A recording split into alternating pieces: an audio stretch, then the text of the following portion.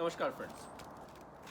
Today we will talk about why we need our mental faculties or mind and what role it plays in terms of realization. So you have heard me say multiple times that we are not the BMI as Swami Chetananda says. We are not the body, senses, mind or intellect. And Bhagavad Gita, Krishna himself says that amongst the senses I am the mind. So mind is superior to the senses. Whatever is the grossest is the largest, the most easily visible is the weakest. So the body is weaker than the senses, is weaker than the mind, is weaker than the intellect. So that hierarchy we know. But we are none of these four, because all these four, for the most part, can be discovered using the faculties that we have in our life. So what are we is the soul or the Atman, which represents the sun in the solar system. So let me first say that there is a very clean depiction of the external solar system with the internal system that we have. So if you think about the nadis, the Ida, Pingla, Shushumna, Ida represents the sun, which represents the soul. The Pingla represents the left channel, which is the moon or the mind. And the central channel is the Sushumna, or the moral rectitude or Dharma channel of Jupiter. So these are the three things that are required for attainment of self-realization. So we have to know that to know the object, which is the self or the soul, you need it to be seen somewhere. It's the same way thinking of ourselves as the body. Can you see yourself? No. You have to have a light source reflected from a mirror to see yourself. That is the only way to see yourself. Either you can be seen as a reflection in the water or on a glass or mirror, but it has to be some sun rays coming and reflecting off you onto a third surface. So obviously you need a light source, and you need the rays of the light source to hit the original self object to be reflected or deflected onto a third recipient surface. And when you see that surface, you see yourself.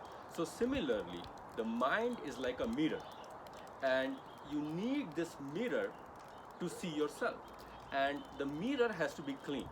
Now that is very important. Can you see yourself on a dirty mirror? Not very clearly, because there are so much dirt speckles sitting there that the original view is contorted and distorted, and it's not clearly depicted. So the impurities are the vasanas. Those vasanas have to be liquidated. There's two ways to liquidate the vasanas. It's in the mode of dhyana, when you are thinking, or the mode of dharma or karma, which is in the mode of doing. So I have talked about the linearity in the thought, speech, action mode. So what you think is what you say, what you speak. So in the mode of dhyana, you're thinking about sattva, balance, righteousness, and who am I? That's the question you have to ask repeatedly. In the mode of speech, you are speaking the truth to the Vishuddha.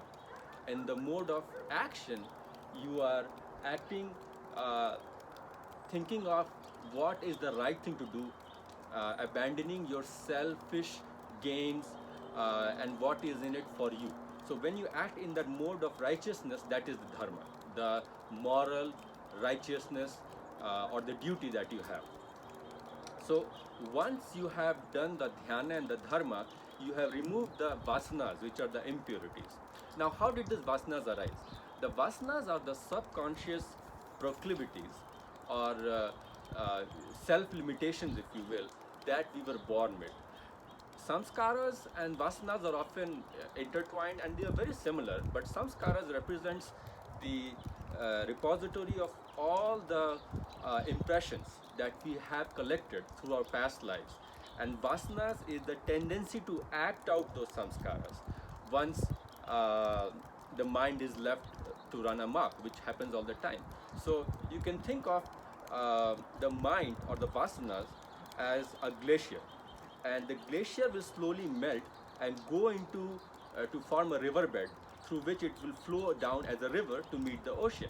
So the ocean here is the object of sensual gratification. It can be uh, objects of uh, food habits, objects of music, objects of sexual gratification, but it has to flow through certain grooves or neuronal networks in the brain that have been connected through repeated habitual practices.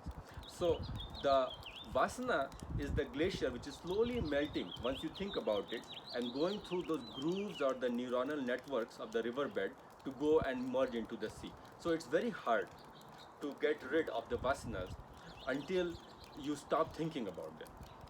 So the vasanas have to be slowly liquidated in the mode of dhyana and dharma.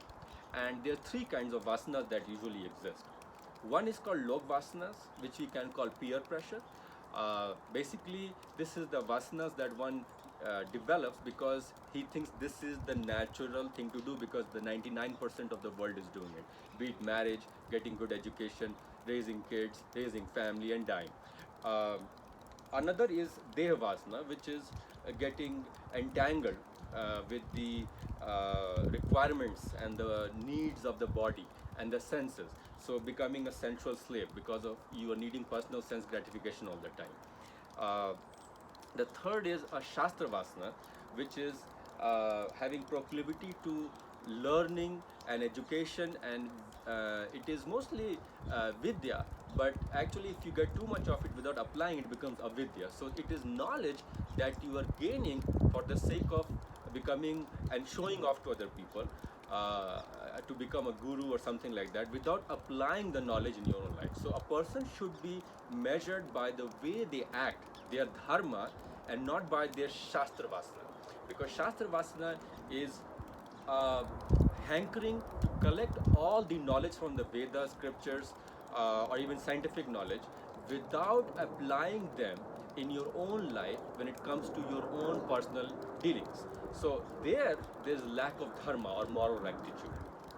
So, my friends, in short, mind is like a mirror, and the soul or the self is the object. To see the object in the mirror should be clean of the dirt, impurities, or the vasanas, which represent the subconscious, subliminal proclivities and inclinations.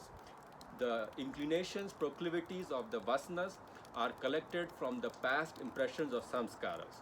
When these vasanas are of three kinds, the Deha Vasana is for bodily needs and senses needs. The Lok Vasana is based on peer pressure of what the Loka or the everybody else in the world is doing and setting up standards accordingly. And the Shastra Vasana is a Vasana or the tendency to accumulate more knowledge and not applying that knowledge to your own life to gain enlightenment. When these three vasanas are eliminated in the mode of dhyana, which is repeated contemplation on meditation, by getting rid of the distractions and the temptations, or the dharma, which is the moral rectitude and righteousness in your action realm. Because every time there's a vasana popping up in your brain and you don't stop it, you act on it, you are making that vasana even stronger. So the next time it will be even harder to stop it. It's like a positive feedback loop. So it's very important to distract the mind away from the vasana by enrolling ourselves in an activity of rajas, because at that time sattva will not gain control. Tamas is too heavy and status quo is too much enforcing itself. So you have to break it with the force of rajas. So listening to any good music or cold water shower, anything that is a sudden electrocution to the body to break the existing. It can be at the level of Muladhara, which is food, water, shelter, or it can be one level above at the level of Manipura, which is a strong ambition motivation. You can go up or down, but you don't want to remain in the Swadhisthana pleasure mode of creation, procreation.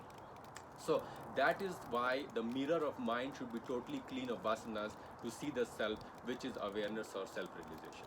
Thank you.